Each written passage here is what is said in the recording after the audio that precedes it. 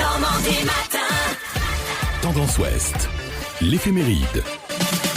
Nous sommes aujourd'hui le 1er juin, le lundi. Bonne fête aux Justin et aux Ronan.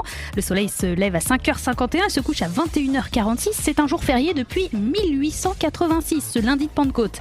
Il y a des anniversaires à souhaiter en cette journée mondiale des parents et journée mondiale du lait. Bon anniversaire à Morgan Freeman qui fête ses 83 ans, 73 ans pour Ronnie Wood des Rolling Stones, Annalise Morissette à 46 ans, Christine and the Queens, la chanteuse à 32 ans, Tom Holland lui en a 24. Vous l'avez découvert en tant que Spider-Man dans les derniers volets sortis par Marvel. Et puis, côté super-héros, le 1er juin, ça marche aussi parce qu'il y a 82 ans, c'était la première parution de la bande dessinée Superman.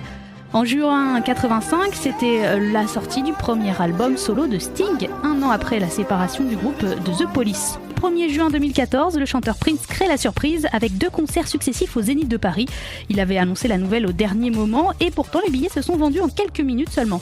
Des concerts surprises annoncés seulement quelques jours avant. Les places étaient vendues entre 77 et 143 €. C'est pas donné, mais on va dire que les fans en ont eu pour leur argent puisque Prince est quand même resté 5 heures sur scène à 56 ans. C'est pas mal. Et il y a 5 ans, la ville de Paris décidait d'enlever les milliers de cadenas d'amour du célèbre pont des Arts, victime de son succès et devenant dangereux pour l'édifice. À Paris, donc, comme dans beaucoup d'autres villes dans le monde, les amoureux accrochent un cadenas aux grilles des ponts avant de jeter la clé dans la Seine en gage d'amour éternel. En 2015, pour éviter au pont des Arts de ployer sous le poids de milliers de cadenas, la mairie avait remplacé les grilles du pont par des panneaux vitrés. Et aujourd'hui, c'est le célèbre Pont Neuf qui est pris d'assaut par les amoureux. Et pour la musique, numéro 1, 1er juin, c'était Crazy Frog en 2005. Au départ, il n'était pas prévu que ça sorte en disque, c'était juste une sonnerie pour mobile. Crazy Frog était une reprise de la musique du film Le flic de Beverly Hills et c'était numéro 1 il y a 15 ans. Podcast by Tendance Ouest.